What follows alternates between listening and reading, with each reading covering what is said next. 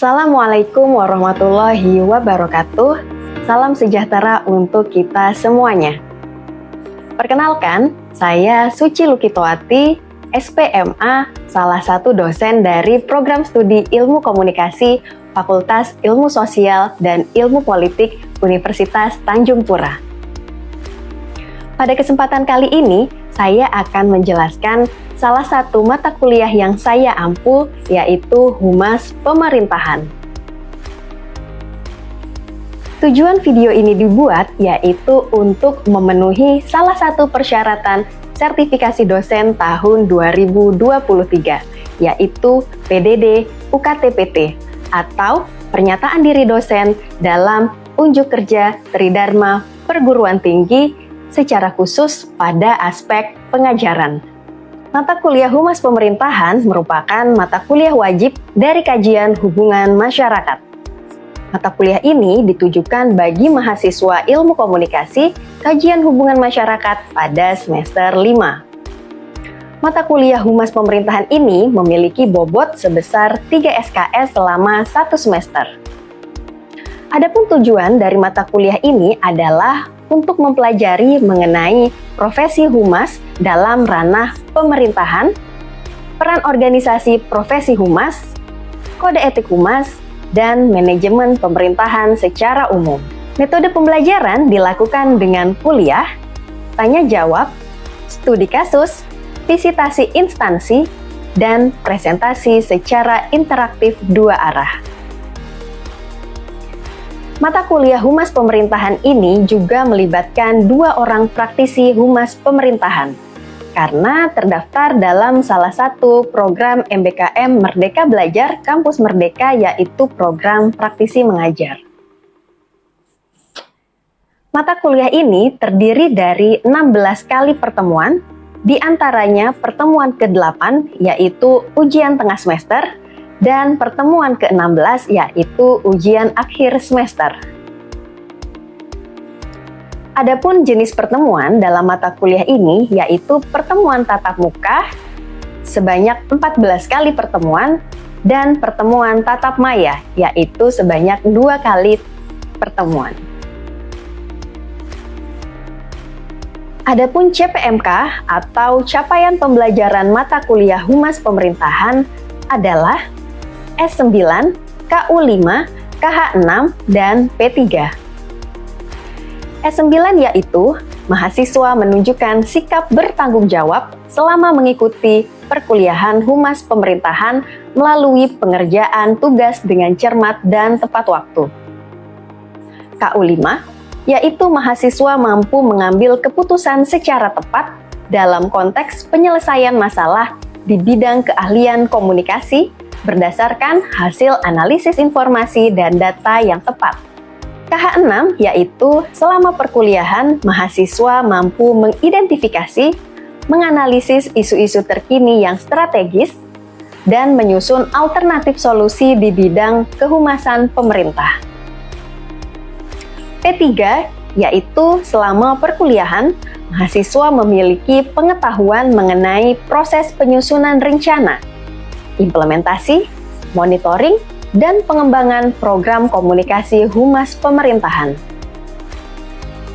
Adapun sub CPMK terdiri dari sub CPMK 1 sampai sub CPMK 9, yaitu sub CPMK 1. Mahasiswa dapat memahami kajian teoritis pemerintahan dan Humas Pemerintahan. Sub CPMK 2 mahasiswa dapat menganalisis kedudukan profesi humas dalam sistem pemerintahan. Sub CPMK 3, mahasiswa dapat menganalisis manajemen humas dalam pemerintahan. Sub CPMK 4, mahasiswa dapat menelaah konsep publik dan opini publik. Sub CPMK 5, mahasiswa dapat menganalisis konsep good governance dan keterbukaan informasi publik dalam kaitannya dengan Humas Pemerintahan. Sub CPMK 6, mahasiswa dapat mendeteksi isu mengenai organisasi pemerintahan dan merencanakan strategi pengelolaan isu. Sub-CPMK 7, mahasiswa dapat menguraikan cara menjalin hubungan dengan stakeholders internal dan stakeholders eksternal. Sub-CPMK 8, mahasiswa dapat memahami dan merancang produk publikasi humas, di antaranya clipping berita, penulisan konsep pidato, rilis berita, digital PR, dan merancang konferensi pers. Dan yang terakhir, Sub-CPMK 9, mahasiswa dapat memahami dan menganalisis penanganan manajemen krisis oleh humas pemerintahan. Asesmen dalam mata kuliah Humas Pemerintahan ini terdiri dari 40% keaktifan mahasiswa dalam proses belajar mengajar, 15% ujian tengah semester, 20% tugas yang berupa produk publikasi humas, dan yang terakhir 25% ujian akhir semester, dengan total pembobotan sebesar 100%. Demikian informasi yang bisa saya sampaikan mengenai mata kuliah Humas Pemerintahan untuk mahasiswa S1 Program Studi Ilmu Komunikasi Fakultas Ilmu Sosial dan Ilmu Politik Universitas Tanjung Pura. Selanjutnya, berikut cuplikan proses pembelajaran Humas Pemerintahan pada pertemuan kelima mengenai opini publik. Tujuan pembelajaran pada pertemuan kelima ini adalah yang pertama, menciptakan opini publik, dan yang kedua, menilai sikap publik. Baik saudara-saudara sekalian, selamat menyaksikan. Ya, bismillahirrahmanirrahim. Assalamualaikum warahmatullahi wabarakatuh. Waalaikumsalam warahmatullahi wabarakatuh. Selamat siang semuanya. Apa kabarnya? Sehat ya, alhamdulillah ya. Ya, karena ini siang hari, biar semakin semangat, ketika misalnya nanti ibu bilang, apa kabar semuanya? Nah, kalian jawab, baik, baik, baik, luar biasa, semangat. Bisa nggak? Harus ada gerakannya ya, biar seger otaknya ya. Kita mulai ya. Apa kabar semuanya? Baik, baik, baik. Luar biasa, semangat. Oke. Sebelum kita mulai perkuliahan hari ini, kita berdoa dulu ya. Mudah-mudahan perkuliahan hari ini bermanfaat dan juga membawa berkah untuk kita semua. Berdoa dipersilahkan. Ya, hari ini kita akan melanjutkan materi minggu lalu. Judulnya materi hari ini adalah merencanakan opini publik. Jadi ada dua tujuan pembelajaran hari ini. Yang pertama, merencanakan opini publik, ya, dan kemudian yang kedua adalah menilai sikap publik. Jadi nanti output dari materi hari ini, Ibu harapkan kalian yang ada di kelas ini yang pertama bisa merencanakan opini publik dan kemudian yang kedua tadi bisa menilai sikap publik. Ya. Ya, kita lanjut ya. Nah, kalau opini publik sendiri, ada yang ingat nggak apa sih definisi atau pengertian dari opini publik? Ada yang mau? Oke, silahkan ladies. Opini publik atau pendapat umum adalah pendapat kelompok masyarakat atau sintesis dari pendapat dan diperoleh dari suatu diskusi sosial dari pihak-pihak yang memiliki kaitan. Oke, berarti kata kuncinya ada diskusi sosial di situ ya. Baik, oke berarti masih ingat ya mengenai materi minggu lalu. Jadi kita akan lanjutkan mengenai perencanaan opini publik. Nah, ini review materi sebelumnya ya. Jenis-jenis opini publik. Jadi opini publik itu adik-adik terdiri dari dua jenis. Opini publik yang murni dan opini publik yang tidak murni. Ya. Yang tadi Syahbandi sampaikan, yang tadi Lady sampaikan, itu merupakan opini publik yang murni ya, opini yang lahir dari reaksi masyarakat atas suatu masalah, seperti itu. Ada juga opini publik yang tidak murni. Ada 4 istilah dari opini publik yang tidak murni ya. Ada plain public opinion, artinya opini publik yang direncanakan.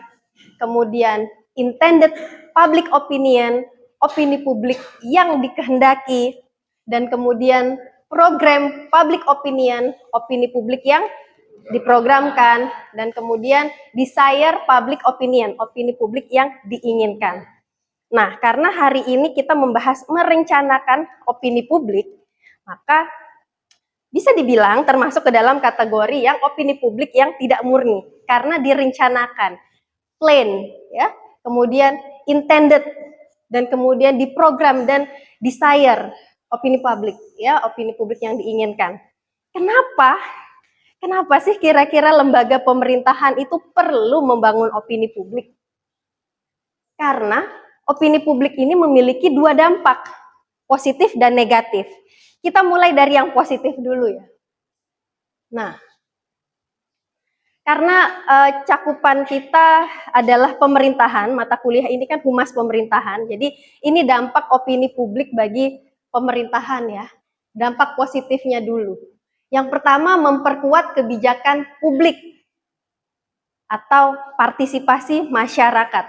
Kemudian meningkatkan citra institusi pemerintah, dan yang ketiga, kepercayaan publik meningkat.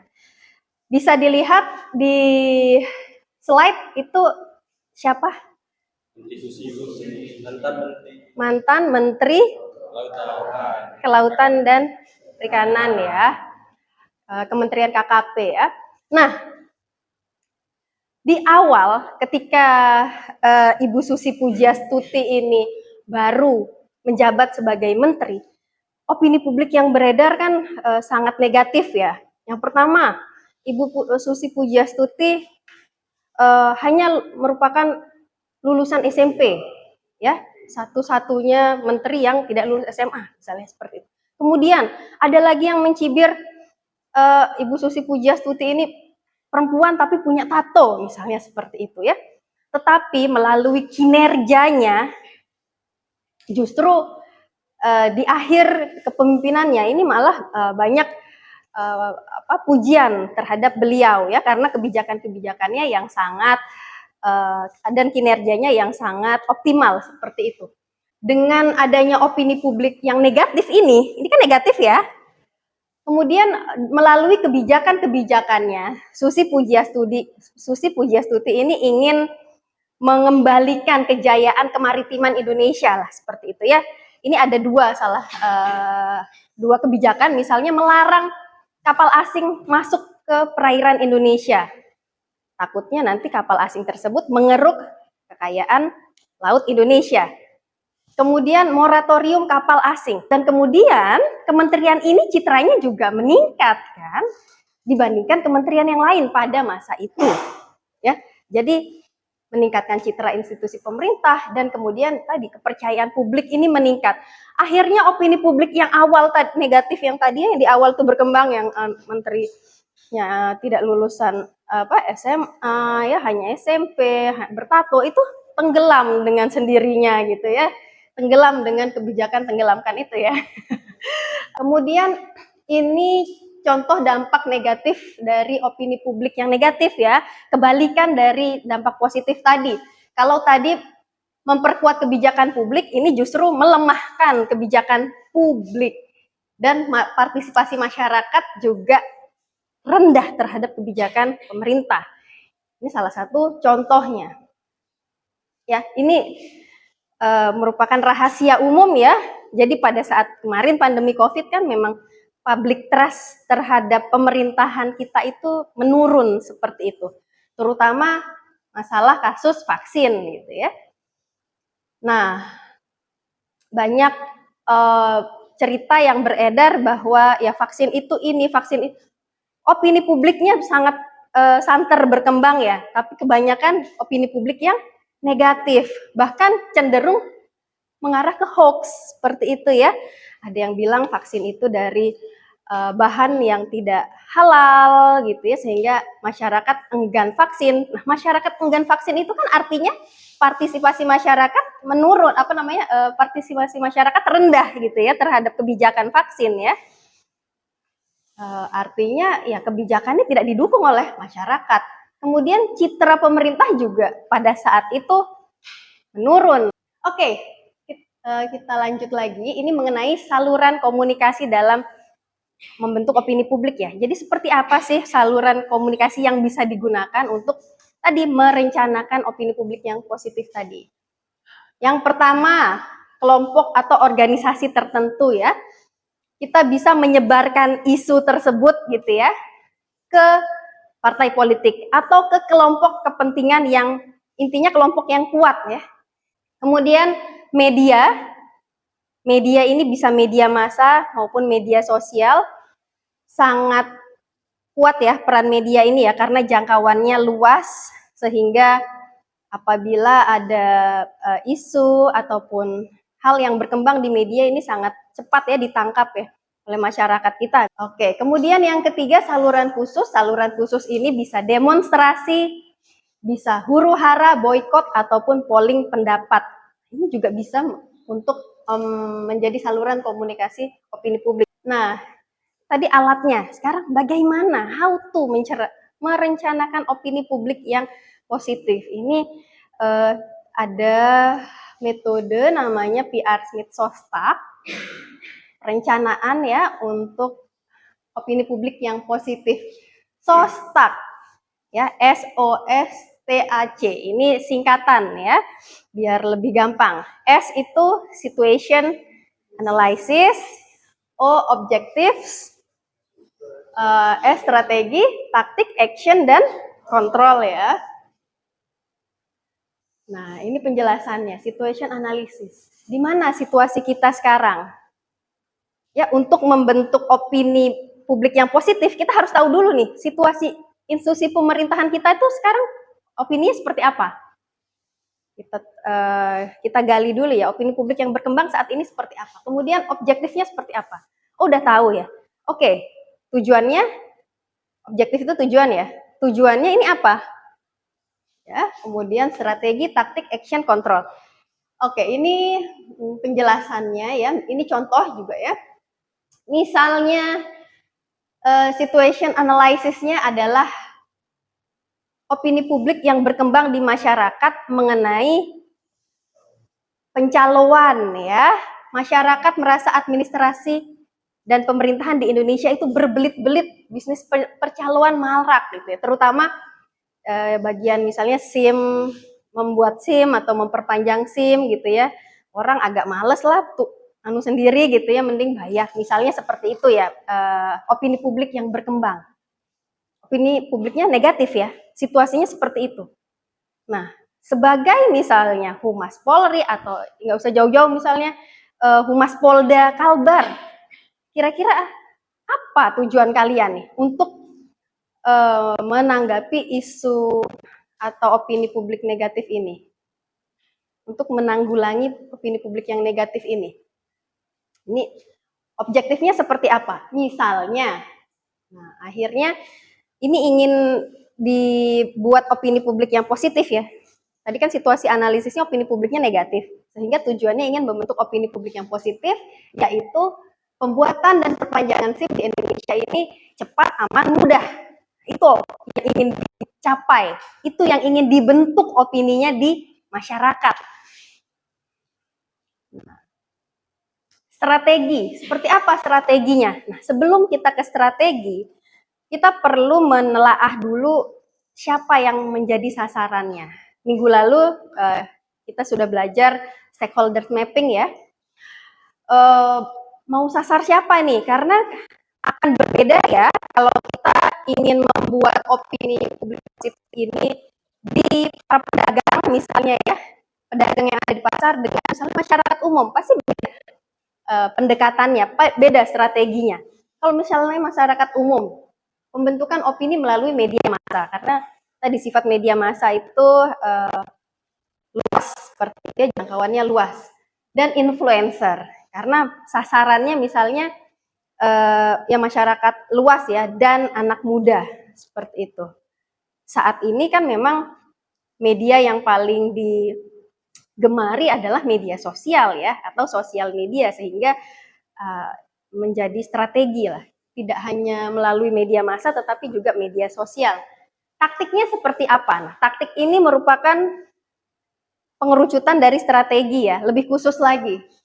Misalnya ini taktiknya karena tadi melalui media massa sehingga Divisi Humas Polda Kalbar menjalin kerjasama dengan media-media nasional, atau misalnya Divisi Humas Polri ya, menjalin kerjasama dengan media-media nasional untuk membentuk framing pemberitaan mengenai isu pembuatan dan perpanjangan SIM di Indonesia cepat, aman, mudah. Jadi semua media nasional diharapkan memberitakan hal tersebut, gitu ya. Kemudian untuk strategi yang kedua, taktiknya bekerja sama dengan influencer yang dekat dengan anak muda. Nah, ini perlu dipilih ya, diklasifikasikan siapa ini influencer yang cukup banyak followersnya, viewersnya, seperti itu. Itu yang diajak kerjasama, dan tentunya yang memiliki citra yang positif juga ya, yang bisa dipercaya oleh anak muda, seperti itu. Itu taktik ya. Kemudian actionnya tadi ya, ini action lebih spesifik lagi, jadi pembuatan angle berita yang beragam mengenai isu tadi ya, pembuatan dan perpanjangan SIM cepat, aman, mudah. Jadi angle-nya tuh harus beragam agar masyarakat ini nggak bosen, kemudian tidak merasa itu settingan atau itu merupakan pencitraan belaka, seperti itu ya. Bagaimana caranya membuat angle yang beragam ini? Ya, ini perlu didukung juga dengan kinerja dari polisi itu sendiri, kepolisian itu sendiri ya. Tidak hanya sekedar menghembuskan isu saja, tetapi Humas Polri ini juga harus membangun kredibilitas di instansinya. Misalnya menyediakan layanan mobil SIM keliling yang lebih banyak, sehingga mempermudah masyarakat untuk menjangkau pelayanan tersebut, seperti itu ya. Oke, dan kemudian yang terakhir C ya, sostak. C, kontrol. Ada 4 caranya. Ini misalnya kita contohnya melalui analisa crowd dan survei masyarakat. Penjelasannya seperti ini ya. Oke, ini cara menilai sikap publik. Bagaimana cara mengontrol agar kita tahu tujuan kita menciptakan opini publik yang positif ini berhasil. Ya tadi dengan menilai sikap publik. Caranya yang pertama kelompok primer ya, mengacu pada pendapat-pendapat kelompok mayoritas. Kemudian yang kedua kuping ke tanah, agak lucu ya istilahnya ya. Jadi teknik ini dilakukan dengan cara melihat, memperhatikan, bertanya langsung ke masyarakat. Kalau di sini contohnya adalah melihat situasi ke kaum marginal, misalnya mendatangi pasar di saat musim hujan, sehingga tahu keluhan ibu-ibu di sana ya. Kalian sebagai orang yang ingin menilai sikap publik ini datang ke pasar. Kalian diam di sana beberapa saat, kemudian mendengarkan isu apa yang berkembang di sana. Ini tugas kelompok, kita diskusi di kelas ini mengenai isu pemilu pilkada tahun 2024. Isu yang berkembang adalah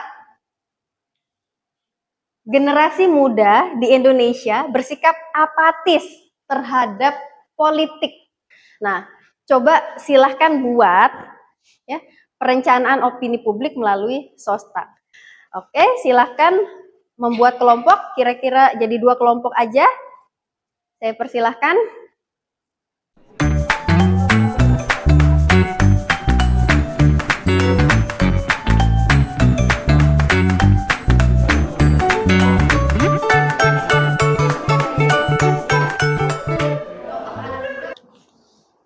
Assalamualaikum warahmatullahi wabarakatuh.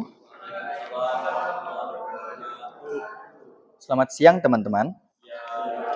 Jadi kali ini kami dari kelompok 1 akan menjelaskan hasil yang telah kami kerjakan.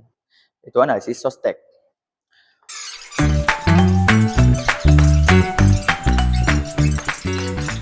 lakukan itu gimana hasilnya. Mungkin next lagi. Udah. Mungkin sekian presentasi dari kami. Terima kasih. Assalamualaikum warahmatullahi wabarakatuh. Selamat siang semuanya. Perkenalkan, nama saya Lady Yolanda Tesalonika. Saya di sini sebagai perwakilan kelompok saya, yaitu kelompok 2, akan mempresentasikan hasil kerja kelompok kami, yaitu mengenai analisis indeks kepercayaan anak muda terhadap partai politik menggunakan metode SOSTEK.